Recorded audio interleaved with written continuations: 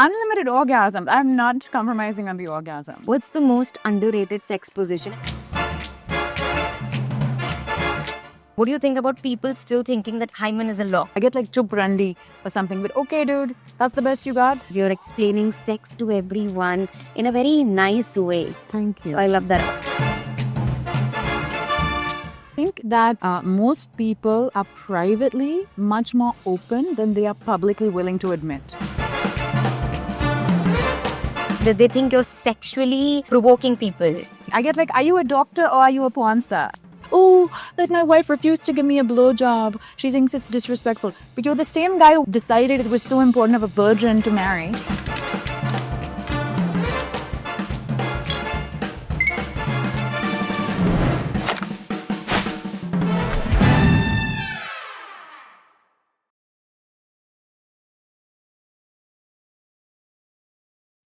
Today's guest is basically what would happen if a school topper decided to become India's sex ed baddie.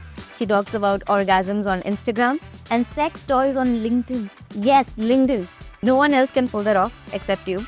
She's smart, sexy, and has probably explained your orgasm to you better than your ex. Ladies and gentlemen, Lisa Mangaldas in the house. Powered by Secret Temptation in association with Type Beauty, location partner, Social. So Lisa, how are you? I'm good. Thank you, Urfi. So sweet to have that intro. And thanks for being such a pleasure. Champion yourself. I have always loved your brand. I mean, we go way back, guys. Let me tell you, we've known each other for quite some time now. And I love the brand. I've been You got a Pyari at an event or something, and that's when you messaged me. Now I remember, I think I was at some event and they gifted me a really nice box of Pyari. And I used it and I'm like, I have to message Lisa. Pyari is a vibrator, by the way. Yeah, Pyari is a vibrator. I knew about you. I had seen you on Instagram here and there. And I love the way you spoke, with that really sexy voice. You're explaining sex to everyone in a very nice way. Thank you. So I love that. I love you. love Everything about you. I think this question, you get that a lot. So before we dig into today's syllabus, I have one very important question for you. What's the most underrated sex position? And please don't say missionary with feelings. Okay, so not a position, but a sexual activity. I think that's very underrated is fingering. Fingering. Yeah, because your hands have there's so much control over the movements you have over your fingers compared to your penis or your tongue. Although, tongue and fingers together, extra points. I hope the boys are listening. Fingers don't tire. So I think boys sometimes are selfish. Mm-hmm. They don't really realize that it's mostly like, okay, we're done with it. We're done now. They don't care. If the girl has an orgasm or not. That is not acceptable. I think it's a lot of complaint from my friends also. I told you about this friend of mine who had never orgasmed and she was with this guy for 5 years. I told you, I think, and that's who I ordered Pyari for. And then I'm ordering this sex toy for her because she's never orgasmed in her life and she had this boyfriend for 5 years. It's such a common situation, unfortunately. It is. So my heart goes out to her, yeah. Yeah, she had no idea that this is possible. I'm like, did he ever try to make you come? Did he ever do anything? She was like, no, he just did that's usual. It's always the usual. He was bunking. He was bunking. Yeah. On his responsibility. Backbencher. He just didn't do his study properly. वो बस उसको था कि okay, I should cheating करके किस तरह मैं pass हो जाऊँ. And he thought that passing marks are just if he comes. That's what happened. And we're going to change that, though. We are going to change that. A lot of guys are understanding a woman's body, but I think before that, a woman needs to understand her body. Exactly. She needs to demand. She needs to ask, which doesn't happen a lot. I think men want to please women, but don't know how. And often women also don't know how. And then don't know how. And it ends up being like all parties are a bit clueless about what's going to make the woman come. Yeah, everyone is clueless, honestly. It was, I think 5 years back, though, it was a taboo, even talking about it, just 5 years back. Yeah, that's why I started my channel, honestly, because I was like, wow, nobody talks about this. Why doesn't anyone seem to know where the clitoris is? Yeah, and I felt that as a woman, I myself actually didn't know that I didn't know so much about my body when I made certain realizations myself, and they were so powerful. Like, I think pleasure is such a source of power for me. Yeah. And orgasm, like, makes me feel like I can rule the fucking universe. And then to be denied that experience. Like, there are women who die their whole lives, they haven't had an orgasm. It's just You know, like, you can't miss out on this core experience. I was like, I'm going to do what I can, okay? So I think because there's a lot of shame attached or to sex when it comes to women, as in they're only sex for them is only for reproduction. You can't enjoy it. So I think because of that, women never got to experience orgasms or even enjoy sex. For them, it was Absolutely. a task. For a very long time, it was just a task for women. It's like not even considered appropriate for a woman to seem like she likes sex. Yeah, So yeah, you can't even say you like sex or know about sex. Bad girls like sex and know about sex. Good girls are supposed to just lie back and tolerate sex. They shouldn't say yes, they shouldn't say no. Even the partners think that, oh, she's asking me, she's demanding me that I do this, I do that. Or if she denies something, then she's like, She's you know, too... so it's like you can't have agency. You're not supposed to have agency. You're supposed to just let things be done to you. And I think that that's like a fundamental change required there in terms of like shaping agency as something women not only can ask for, but like it's their right. Okay, one question, you have to pick one. Unlimited orgasms, but you have to wear Crocs, or no sex, but you can wear fabulous outfits. Oh, Crocs for sure. We can bedazzle the Crocs, whatever, man. Unlimited orgasms. I'm not compromising on the orgasms. The outfits can... The outfits... No outfits necessary. Birthday suit and unlimited orgasms. But anyway, no outfit is necessary when you are orgasmic. Exactly. Oh my God. But if you asked me this question, my answer would have been different. I'd be like, what? I might have compromised on the orgasm. Yeah. So now we have some pictures of you. So this is a very cute picture of you with a software baby, Eliza. What's happening here? Oh, I guess I always like toys. You love toys. You love toys. No, I mean, that's such a sweet... How old were you here? I think like maybe 3 or 4 years old. It was my birthday, I think. Whoa. What did you win here? That was in my 12th standard graduation. I was super nerdy. I always... How many awards are these? I won all the awards. I was that kid who like came first in class and always studied, but nobody was pressuring me to. You just liked it. Your parents were not pressuring you at all. No, my parents in fact would be like, Lisa, why do you take life so seriously? Can you please like have some fun? We live in Goa. Let's go to the beach. And I'd be like, I haven't had this. I was that kid who did not bunk. There was no bunking classes and going to the canteens with the friends or just chilling. I would like bunk PE to study. You would bunk PE to study. I was that girl. So this Lisa was not into boys and orgasms at all in school. You can be into orgasms and also be nerdy, but boys in school, I mean, we were so young. I think. But still, did you have a boyfriend back then? Not in school. Not in I school? didn't have a boyfriend in school. When did you first have a boyfriend? In college. In college? Where you went to Columbia? Yes. Oh, wow. Crazy. Oh, then you became a sports presenter? I did.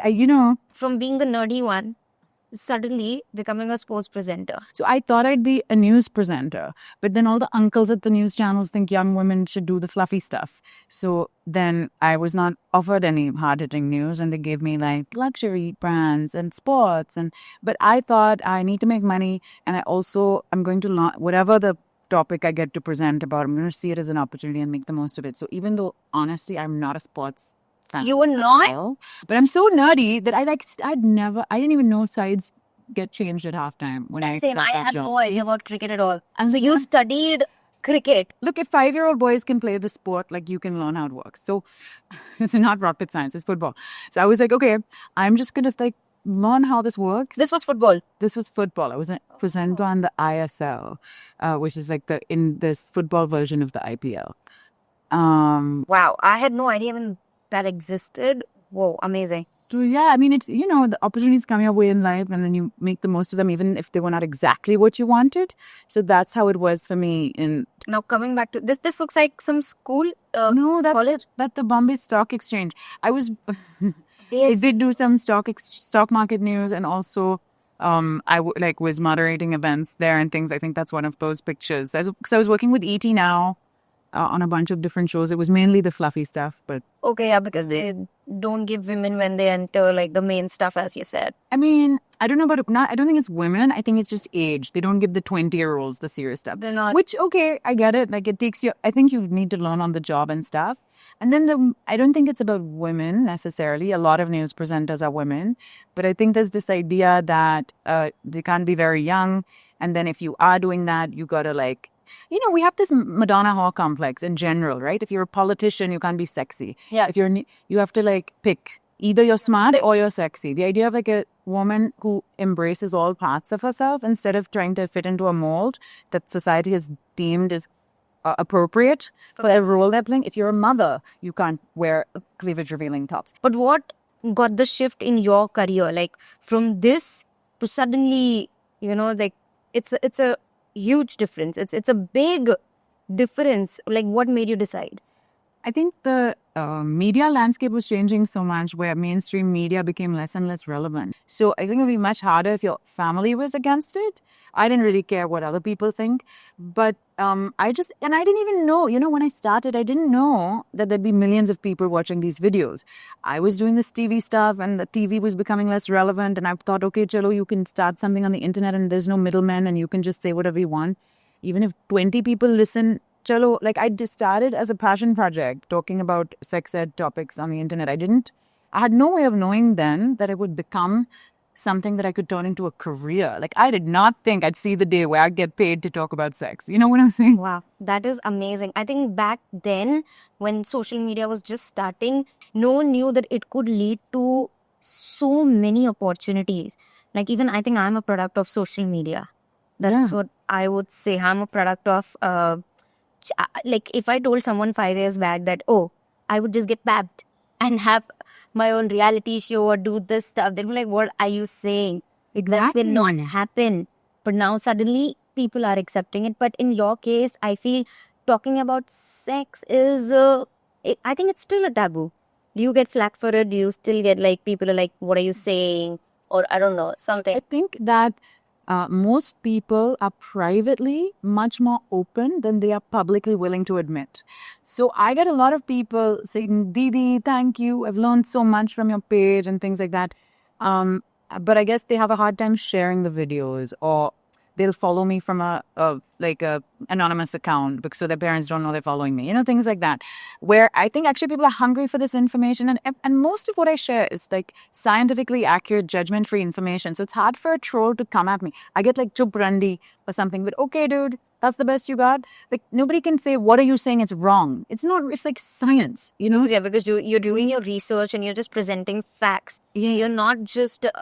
it's so weird that people mistake education for that they think you're sexually provoking people.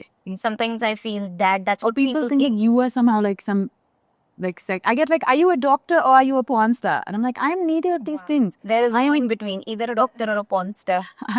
And you don't need to be either a doctor or a porn star in order to know about your body, in order to have like a sense of agency in your sex life, and also to know some basic things about your health. You told me so much about contraception that I've never ever learned anywhere else. I think the last conversation that we had, you told me about different types of contraception. Yeah, you told me about IUD and pills. I don't know what we were discussing, but that was the thing. Because I think people absolutely should go to a gynac, right? I'm not a gynac, never claimed to be. But if you don't even know that the options exist, why will you go and seek them out? Most people don't even know an IUD is a thing. They've never heard the words. I've heard about it, but I didn't know anything in detail. After I spoke to you, that's when I did my research that, okay, it's this tiny thing that they insert in your vagina and you're... In your uterus, yeah? In your uterus, and then you're free. Could like... Prevents pregnancy. Prevents because it releases some certain types of hormones. Yeah, there's two kinds, a copper IUD and the hormonal IUD. And so the copper one just blocks the sperms. Yeah, just deactivates the sperm. But the other one... The hormonal one. The hormonal one, it releases certain types of hormones that doesn't... So you don't even get your periods when you're on that. Yeah, it reduces the heaviness of your period drastically. Some people don't get a period at all. The copper one makes your period very heavy. That's why there's like pros and cons to each. But it's like a long-acting reversible contraception. And it's reversible, completely reversible. Just remove it and you get fertile again, yeah. What is that one myth that shocks you, that you think people still believe in 2025 about sex? This is a very basic myth, but it's so prominent. If people think sex equals penetration, penis and vagina. And I mean, sex does to some extent include penetration, but 3-4 reasons I think we really need to broaden our definition. One is that penetration is not the most reliable route to orgasm. So even if you're not penetrating, yeah, it can still be called sex. I mean, some people will not have this combination of a penis and a vagina, right? Yes. Let's say a lesbian couple or a gay couple, they're doing other things. That's still sex. This idea that penis and vagina equals sex is super heteronormative, and it's also super negligent of women's pleasure, because clitoral stimulation is so central to orgasm for most women. And like thinking that a woman's going to orgasm from just penetration with no accompanying clitoral stimulation is like thinking a man's going to orgasm with just fiddle with his balls and don't touch his penis, you know? So imagine if that's what we thought sex was. Didn't even look at the penis. Oh, okay, yes, let's just touch the balls and you're done. You know? But most men ignore clit. They don't know how the clit works. Or don't realize how important it is. It's not optional. Yeah, they don't realize how important it is. That's what I've observed. Yeah. There's a big gap. People genuinely, even today, just think that penetration is equals to sex. If there's no penetration, it's not sex. Exactly. And do you still think that hymen, what do you think about, not do you, what do you think about people still thinking that hymen is a lock? Oh, gosh. Yeah, I get questions about that a lot. People have this idea that like the first I think there are certain countries, I think still, where there's a ceremony when you get married. They put a white bedsheet and the human has to make it, and it's a sign of purity or whatever. You know, people have this completely false idea that the hymen is some wall that seals the vagina, when it's actually just a small amount of stretchy tissue, more like a scrunchie. I mean, think about it. Like our period blood wouldn't exit if there was a wall closing the vagina, right? And people get their period as a teenager. Yeah. And so the hymen's actually like this really quite irrelevant piece of tissue, and different people have different amounts of it. And also, it is not in any way actually scientifically provable whether there's no virginity testing. Like, that's false. No, but there are, I think some doctors or some hospitals, they do perform a virginity test and they give you a certificate. Because there's a demand for it, and lots of people have no ethics. There's, so can you prove it? Can you prove it for the? There's people who are so. I mean, okay, look, if you have a kid and you had a vaginal delivery, I guess that's proof that you had sex, right? Yeah. But so, but why are we even interested in proving this? Firstly, secondly, unfortunately, while there's of course amazing doctors, not so much respect for doctors, I think life-saving medication is like one of the. We owe so much to doctors. I love doctors, and you can never criticize doctors, it's like such a bad thing. But it's important to know that just because some title exists, okay, doesn't make somebody perfect or beyond doing something unethical. Doctors, lawyers, parents, boss, whoever, whatever authority figure that you respect so much, there are people in that subset who also are unethical. They can do fraudulent. People use titles without actually having them. Like, you gotta fucking be careful. Because there will be certain people who still determine the sex of the child before birth. Even though it's illegal. Even though it's illegal. So I'm not saying doctors are bad. I love doctors. But are there people out there who'll do whatever you need for money? Yes. You need it. They want the money.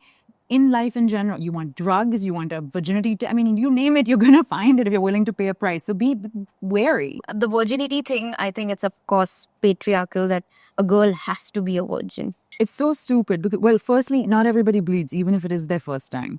But secondly, who cares? Like, in 2025, why are we still worried about this stuff? I think we really need to have an overhaul on how we think about this. And the funny thing is, I'll get message me, oh, that my wife refused to give me a blowjob. She thinks it's disrespectful. But you're the same guy who decided it was so important of a virgin to marry. So your society is telling women it's bad to like sex, it's bad to have sex, don't know anything about sex.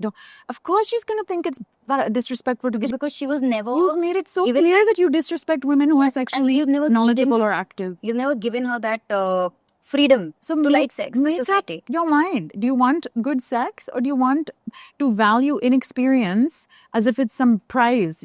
I think society's honor resides on a woman's vagina. That is why rape victims are shamed more than the rapists. I really. So did you think that parents should really talk more about sex. They should be more open about sex instead of telling their kids that beta log kya kahenge. I think parents should definitely talk more openly with their kids about sex, because who else is going to be more invested in the kids' well-being, right? And if you don't talk and you shame them, punish them, and like make it seem like this is something you can You talk get about, punished. when the kid's in a situation, they don't have a reliable adult to turn to, and so you turn to much less safe methods of solving a situation. Like if you, whether it's a small thing like feeling heartbroken, with not such a small thing, but with relatively lesser immediate health consequences, or whether it's something like an unplanned pregnancy, ideally a kid should be able to go to their parent to help resolve the situation, right? I've seen women committing suicide because of Which is unplanned what a failure of parenting. Yeah. To not be able to be there to support your kid through that, right? Don't have kids if you don't want to support them unconditionally. But also, if you talk about this stuff, people don't realize that studies have proved that access to a parent or caregiver who is a source of sexuality education, scientifically accurate judgment-free education, actually, and if this comprehensive sex ed in schools, it makes young people more likely to delay having sex and less likely to take risks with their or another person's health or safety. Knowledge is power. You tell kids how things work, they are receptive to that. You tell someone, you don't know, you can't see, they want to look at that then. Yeah. And then they get bad, inaccurate, incomplete Because information. it's mostly from the internet or the friends, and they don't know. Like I would say for myself, I didn't know anything better when I was growing up. I had no idea about that STDs exist or how does it happen or what is safe sex. So I didn't know, and I didn't even have control over my body. I would just listen to the guy. And people actually don't recognize the power of having open conversations. Firstly, it erodes the stigma. What do you think it's the right time to start having these conversations with your kids? Like when? I think that it has to be had in age-appropriate ways throughout their lives. So in very small ways, even when a child is first learning to speak, if you can bring scientific accuracy and non-judgment instead of shame, people will tell a 2-year-old kid, like, these are your eyes, this is your nose, this is shame. Like shame is still a word for genitals. Why can't we teach them the words, So that if there's anything that they need to talk about, at least they also have the words to communicate with you. People are now realizing we need to communicate about good touch, bad touch, because even in childhood, you can be exposed to inappropriate sexual contact, sometimes even from family members. Children should have the language to speak up about that, And also, as a child is... But usually, like in early childhood, people have questions. Children don't ask, where do babies come from? Where did I come? And you should explain a common answer that so what is the right answer to this question? So depending on the age of the child and their level of comprehension, you could take a textbook style. Now the internet has so much free resources. It's all there, but you need to just be discerning, ask the right questions, and look for the right information. With a simple diagram of a sperm and an egg, some kind of basic, depending on the age of the child, it can be more basic or more complicated, but you just explain reproduction. And, this takes place in all mammals, right? Most kids by the time they're 5 or 6 have probably seen dogs mating or some lizards mating, something or the other. Didn't even tell us about and periods. They'll ask you, what is that? Instead of being like, oh, the dogs are fighting. But this is, I don't think so, Indian parents, and especially our parents, people didn't speak about it. Periods. Yeah, they don't. But look, I just got my periods. I had no idea what's coming out of my body. I didn't know what is happening to me. I had heard few gossips in school that, girls, they tend to bleed. And I was shocked. I was like, what? Yeah, so ideally, people should be having the conversations before the thing happens, right? Yeah. And then supporting the young person through the occurrence of, let's say, their period or something, instead of it just happening to them one day and then being like, what the fuck? So I think it just happens. Periods, hair on your underarms, and your boobs about puberty, no one's me. No, prepared. Your boobs are growing and they're paining, and I'm just like, what is happening? Why is no one telling me? And I'm just confused. And suddenly, I also started liking guys. I used to hate guys. I think parents should teach kids about their bodies, about the science, and also teach kids media literacy, because in the absence What is media literacy? See, most people don't. There's just silence at home and school about this, and shame ki mat karo about no. And then the internet's full of porn. The internet's full of all kinds of misinformation also. And kids today, 80% of kids, if you have an internet connection, that's where you're looking for your information about sex. That's why I started using social media for this, because kids, that's where people are turning. And I wanted to create reliable, accurate information that's easily available and free. But basically, if you're like 12 or 15 years old or whatever, you're not that aware of what is a reliable source, what is a non-reliable source. Is porn acting or is it real? You don't have that concept properly, so it can be a bit confusing. You're some guy who's seen a clip of some woman being beaten up by a man, or choked by a man or something, or 10 men fucking her or something, and you don't realize that that's actors, or that's like, a form of adult entertainment. You think it's normal. You think it's normal, or that that's what sex is. You need context, right? Someone needs to be telling you that, like, don't, everything you see on the internet isn't real, and porn is not a form of education, it's a form of entertainment. You don't learn how to drive by watching The Fast and the Furious, So I think that we need to have those conversations. So your parents have those conversations with you? They did. At what age? I mean, my parents, luckily, I really lucked out in the parents department. Like, my parents were extremely open and honest with us they never lied to us about something. When we asked how babies are made, I got like the sperm and egg talk or whatever. Oh, do you ask them? I was so nerdy also that I was always reading books, and like we had a lot of books at home, and I'd like go look for the answer in our encyclopedia or something. So I think that they never tried to curtail my access to information, and tried to make it such that we had reliable sources of information easily available to us, and never shamed us for asking any questions. And they would always be like, it's not a big, instead of being, how could you have that question? They would like de-escalate the curiosity, being like, take care, yeah, whatever. We had a lot of pets. We had dogs and cats and all of this stuff. There were pigs and cows in the neighborhood. You would see the birds and the bees around you. Explained you about periods also before you had your first periods, and explained you about sex ed, that this is what sex is. I mean, look, she explained about periods. I think by the time I had sex, we knew what sex was. I was like in college. Yeah, as much as I also know the stories that you've told me, that your mother is very independent and fears, I think they were very forward, because most of the kids didn't have that luxury. I would call it a luxury. Privilege, absolutely. I think really lucky that my parents were. So how was your first time progressive when you had sex? How was it? Was it because you researched so much about it, you knew about it, so was it okay or was it not okay? Like, was there some problems, but were you in charge of what was happening to you? Because the first time, I feel most women aren't in charge. I would say my first time was sweet. Okay. It's not like I've always known everything I know today, right? I'm 35 this month. You don't look 35 at all. Oh, really? I'm turning 35 like 2 weeks from now. Yeah, you look 25. Oh, yeah. Okay. Well, I think at 19, I didn't know everything I know today. I think my own pleasure was much less.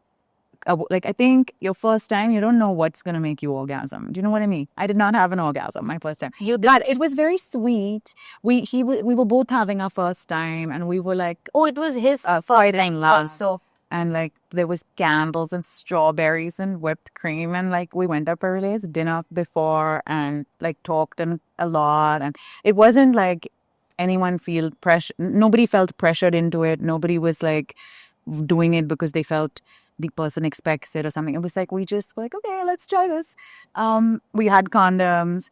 So it was... You guys were prepared. I think some people don't realize that actually penetration's kind of hard. It might not just happen the first time perfectly in the way that like, oh wow, this is enjoyable, especially if there's not enough foreplay.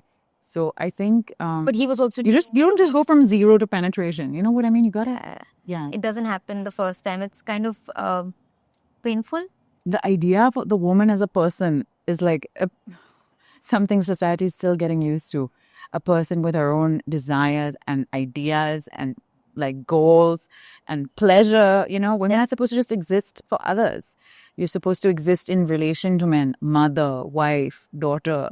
You're never just supposed to be you with your needs. You know what I think? It's a good idea to get sex toys. It's a great idea. And I think men who are really comfortable and secure about the fact that like it's about pleasuring both the parties. So then, It's like, would an artist be threatened by a paintbrush? No, an artist should have a lot of paintbrushes. Would an accountant be threatened by a calculator? Like recognize these as tools that are not competing with you. They're like your collaborators. They stand to make I like the statement. all parties have more fun. Yeah, Like, they're get like more your creative, collaborators. get more playful. Yeah, Yeah. sex toys during sex are like collaborators. They're not Totally. I mean, I own a sex toy company. If sex toys could replace men, why would I ever have a boyfriend or partner or whatever? Whereas I've always want that. A sex toy cannot give you connection or Yeah. intimacy or like care in the way that a human being can. There's no comparison. So I find it so stupid. If all you're bringing to the table is like less than what a sex toy brings to the table and you're insecure, then dude, you're not, what the fuck are you doing? Okay, have you seen this show called Sex Education? I love sex education. I think it was so great that they made such an entertaining show, but keeping so much scientifically accurate and nuanced and judgment-free information that's actually valuable. Like the people who watched that show did learn something. I learned a You know, lot. like people put talking about vaginismus after that show. Most people had never heard the word before. I had no idea about vaginismus. I had no idea. So I saw that thing on the show that there's a problem where your vagina doesn't let anything Yeah. penetrate inside it. You can, but it allows your own, but you can masturbate, I think. It depends case to case, but basically you can have like involuntary pelvic muscle contractions that prevent inversion from being easy or comfortable. Even a tampon can sometimes. I learned a lot about this situation. So, and then one of my friends, I was just having a conversation with him. He told me that his girlfriend has vaginismus. So it's hard for him after 3 years. He was like, it's hard for me to continue this relationship. I don't know how to go about it. And he, I think, broke up with her. But I don't even blame him. Like, I think he has his own needs. He decided to go slow for 3 years, but then he said that I can't do it anymore. That I feel like I need sex and I'm not getting it from her. So instead of cheating on her, I feel like it's better that I just break up with her and maybe she finds someone that is okay with not having sex with her.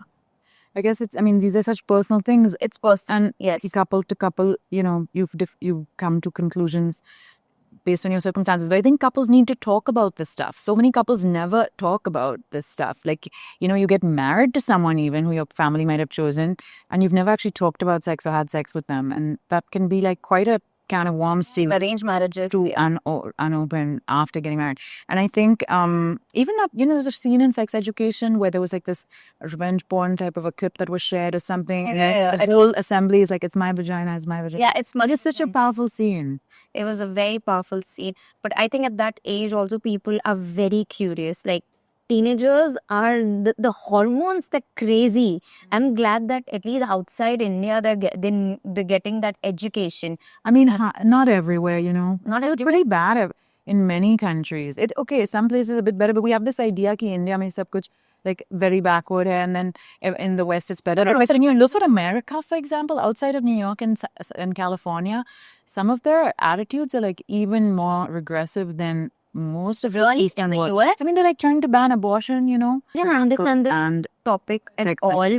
No, that a woman cannot have abortion. It's just such a fucked up thing. because I feel it's Meta platforms really are aligned with the US. You know, they like take down the content. now I'm gonna ask you something not serious. Oh. What's the weirdest question that one girl has asked you on the internet? Because I keep seeing you keep doing this Q&A on Instagram. You keep posting that. So what's the weirdest question a girl has asked you and a guy has asked you? I think people somehow, I don't know if anything's unexpected, but it makes me sad sometimes ki how deep-rooted the shame around even you knowing your own body is. Like so many women will express a sense of shame around masturbating. Yeah. Like these are adult women. You feel your own body is not even yours to explore. You know, I'm not surprised, but it does make me sad when I get messages from like even 35-year-old. They'd be like, I'm married, I have kids, but I've never masturbated. You know, like what we were talking about earlier, that our pleasure is not for us. So I think that every time I get one of those messages, it always like breaks my heart a little, even though I get a lot of those messages. And I think from guys, there's a lot of messages around insecurities. So I feel like men are these front-facing, like, oh, okay, you know, a bravado, but privately there's a ton of insecurity. Like what insecurity? Like, I am afraid my penis is too small. Will I ever be able to please my wife? Do I last long enough? How can I become, better in bed? I want to be able to, like, these insecurities around performance, Low pays that a lot. ability. Yeah. You know, like you and I have talked about like, oh, being flat chested or something that was an insecurity of mine. Now I don't care and I'm happy with my body. I can say on the internet, yeah, look, I have small boobs. I used to feel insecure. Now I'm okay. And people are like, yes, queen. If a guy says, I have a small penis, Oh no. it's okay. No. You know, it's like, I think men kind of like are afraid of each other. I think women now feel like, okay, I'm going to get a majority of women are going to support me in my any kind of admission of an insecurity. Most my female friends will be like, it's okay. We are here for you, or like, good on you for Men, they don't do that. Yeah. Whereas I think men are so scared. What are other guys going to think? I think men have done such a poor job for each other of allowing for vulnerability. They see your DMs as a place where they can just, be well. And also they don't know, maybe kiske paas jaye baat kare, and you are that person on Instagram who's providing that safe space to talk about it. I think for guys also it's tough, yeah. I feel bad for them now. Yeah, I think for everyone, it's like they just don't know where to have these conversations. Yeah. And I don't often engage directly in DMs because I can't, like, it's a bit difficult to do that. And I also don't know the person, it's a bit, but if I get a similar question a lot, I always read stuff. And if I can answer in a reel, the general question, because 10 people have asked a similar question, that's how I try and. I want to ask you this question. What is that one thing you have not tried? Since you know so much about this and you probably must have tried things as well. So what is that one thing? I have never had a threesome. Oh, you've never had a threesome? Have you? No, never. You're saying you've never had a threesome? But I know that you believe in monogamy. You don't believe in a polyamorous relationship. So how will that I affect? don't think it's about believe. I think monogamy is what, I think in a society like ours, monogamy is what the whole infrastructure is geared towards supporting. Right now, I don't have the fucking energy, man, for one boyfriend, let alone two, or a girlfriend, or whatever. I'm single. So I think that monogamy seems like the practical solution in our society, and I'm willing to make that compromise because I feel like I barely have the energy for one person, let alone lots. And I want a relationship where we're like all in. I don't want bare minimum bullshit. And I think people think just because I have a sex education page and have a sex toy company that I must be having orgies every weekend. The truth is I'm on fucking Shopify at 3 a.m. on most nights, or like scripting a fucking reel or something. I actually have so little time for sex. One of the worst side effects of being a successful sex educator is that I have no time for sex. Can you believe it? You are saying this. I cannot believe it. It is a very big irony. What is good sex for you, and how do you think you can pleasure your partner? Good sex for me is when there is a very strong emotional and physical connection. When the chemistry, both intellectually and physically, is like fire, okay? Chemistry, you're right. Yeah, but it can't be one or the other. I've met some very smart, very kind people who have no sexual chemistry with, and people who have sexual chemistry with who I cannot have a conversation with. I don't want one either or, okay? They have to be both. And I think I also love when both parties get pleasure from giving pleasure. Like, I just want to be able to like fight with this boy over who gets to give more pleasure to the other person. Like, no, I want me first. Like, about pleasuring the other person. That's my favorite. I hate a selfish lover. Some people might be into it, but I love for both parties to be. I'm a giver. Good sex is when you both are givers. For me, for Lisa, you're asking for Lisa, and some people might be. To pleasure your partner in whatever ways they want to be pleasured. I think being able to be honest with each other is also like a very important thing. Can we be honest with each other so that we both are able to express also? I think it's important to our desires, our boundaries. I would really, sometimes people do tend to cross boundaries because we don't make them. So I think it's important to just openly tell your partner that, oh, listen, this is what I don't like. I don't think so I can do it again. Or maybe just don't do this. I'm not into this. I think boundaries are very important. And I think respect also. Like, I think that I couldn't be with someone I don't respect. Do you know? I think that's really hard. Oh, Ghanti bach chuki hai. Acha? Yeah. This period is over. And you know what that means? What does that mean? It means it's time for our secret shots. Oh, okay. Powered by Secret Temptation. We're going to have shots. I know you don't drink, but... What are we drinking? Karela juice. We're going to find out. Okay. So now, I'm going to ask you some questions. And if you don't want to answer it, you have to have a shot and take a bite of mirchi. What's the most unsexy thing that's accidentally turned you on? I think when a man washes the dishes. That turns you on? Oh my god. I like chest hair. Like, I don't know if people don't find it sexy, but I think it's sexy. Chest hair is sexy. How old were you when you had your first kiss? 16. If you had to teach sex ed to Bollywood characters, who's failing the class? All. Bollywood hardly has any sex positive characters. But I think who would fail? I think Vicky's character from Love Stories. Huh. Yeah. You are stuck in an elevator with your vibrator and your ex. Who do you talk to first? My vibrator. Your vibrator, not your ex. Or both, actually, man. I don't believe in not talking to people. Nice. Okay, imagine Clitoris had an Instagram bio. What would it say? Don't ignore me. Don't ignore me. That's a good one. One body part that deserves more PR than it seems. The lower back. Oh. Like it's so like, if at least for me, it feels super nice to have my lower back touched or tickled or kissed or whatever. Yeah, a lot of people don't concentrate on that. One word for genitals you just can't stand hearing. All the words for genitals are quite like even the I don't know what dick, pussy, the Hindi words are even worse. Even vagina, penis, like it sounds so clinical. There aren't sexy words for genitals. Weirdest place you've had sex in? I like the bed, honestly. I'm not into weird places, but No, that's not weird. Okay, for this you have to eat a mirchi and take a shot. okay. This is a very bad answer. Weirdest place is not the bed. I like clean. But that's not weird. Bed is to where everyone has sex and everyone is having weird. Spicy or clean. Really? Oh my god, I just had the, oh my fucking god. Are you serious? One celebrity you think is bad in bed? Yeah. How would I know? I haven't had sex with You think. Oh, maybe we never know. I don't know, man. Which celebrity seems good in bed? I would not say anything. Please, I will not say anything. Have you ever ghosted someone after sex because they were just bad at it? Yes. I think I did. I would like maybe indicate that we're not going to be seeing each other again in a like, I'm not ready for this, or it's me. It's important. It's If not you, it's me, or something. If there's no sexual I just used to just absolutely ghosting, but yeah. Honestly, this is worse than this. You had half a shot and half a mirchi. So pretty good. Yeah, let's go on. So this I didn't know. Though I've spoken to you so many times that you studied literature and film at Columbia University. I studied literature and art, yeah. Literature and art. I had no idea about this. How was it? I was really lucky to get a scholarship. You went on a school. Oh yeah, I was no nerdy. And I would have actually majored in every subject that I could if I love school, love college, like love all of it. Yeah, literature, you're bunking with Urfi. Imagine on top of bunking with me. No, come on. I feel like we make it look like we did whatever this because the subjects and the type of things we do, or people think social media is frivolous, but I know how hard you work.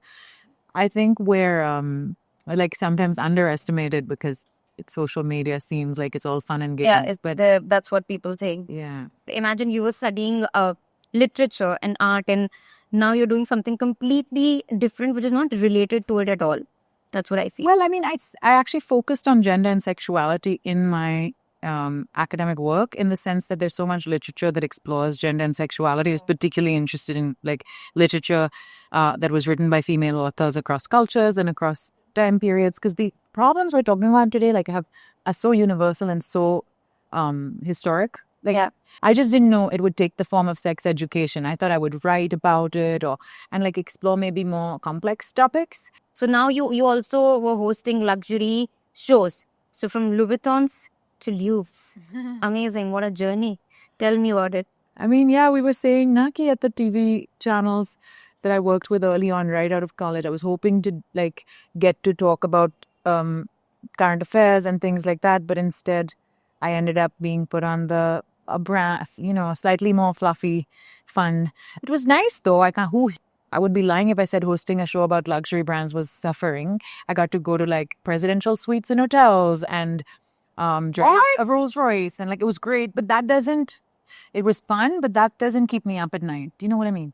So I'm glad that I had these opportunities, but I eventually managed to like steer my career in the direction I wanted it to go. You're going to get your own presidential. Loube over Louboutins for me. Oh, so it's Loube over Louboutins for you. Yeah.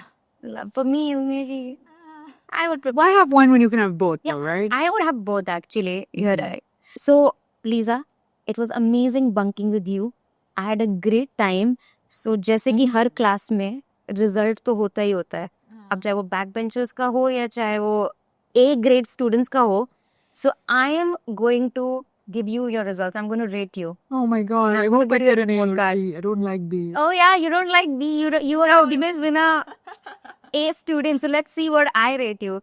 So the first category that I have to rate you is on sex revolution. You have revolutionized sex pretty well on social media. And then of course you started your own sex brand and you also spoke about it. I think what you built was a community. You started with a community and then you got that community. Now you're getting that. It's community building for me when you do this. So I think I would give you a 10 on 10 on sex revolution. Yeah. Thank you. Courage. I think it takes a lot of courage to be the first one or be one of the few people who are doing it. It's not always easy when no one else is doing it and you do it. I feel it's very difficult because people are constantly criticizing you. Even if people are not criticizing you, you're just like back of your mind, you're like, कोई और नहीं कर रहा है, लोग मुझे ही बोलेंगे यार, मुझे ही ताने पड़ेंगे. So I think it takes a lot of courage. 10 on 10 on courage. Wow, a nerdy 10 out of 10 to you too. nerdy student here as well. Wow. And then I think outfit. Oh god. Okay, I was not even I thought we were bunking. Yeah, but you have to bunk in style. I was told comfort over couture, so I didn't know I was going to be graded on that. Sorry. Okay, if it's comfort that I'm rating you on, then still I would rate you like 7.5. Oh no, okay, 7.1 actually. It's a B plus, right? Okay. B plus. Okay, now popularity. I think you're a nerd, but I think you were a popular girl in school. I think people generally liked me. I think You were always likable, yeah. kind and not. I would rate you 9 be out of 10 on popularity. I think you would be a popular girl. Sass. You're not sassy, man. I like being kind. Yeah, you're kind. You're well spoken. You're very soft spoken. And you would, even if someone spoke to you rudely, I feel you would just reply in a very dignified way. You would not be like, oh, bitch, shut the fuck up, okay? I will beat your shit. Like, I will beat you or I'll do this to you. You're not like I would go like, bitch, I'm going to pull your hair. So now we know that for the outfits and the sass, I need some help from you. Yeah, it's sass, I would give you 6. Okay. Yeah. But it's overall a good report card. You got 10 out of 10 in a lot of categories. So this is where we finish our bunking. Our class is over. Thank you so much, Lisa, for joining us and bunking with me. I hope you liked my canteen and we'll bunk again soon. Thanks for having me, Urfi. Thank you. Thank you. So canteen band ho raha hai, but today was full marks on Gyan and Gossip. Gyan and Gossip, full marks. Lisa, you've made science sexy, shame irrelevant, and pleasure political. This was Bunk with Urfi, where the syllabus is optional, but the sass is compulsory.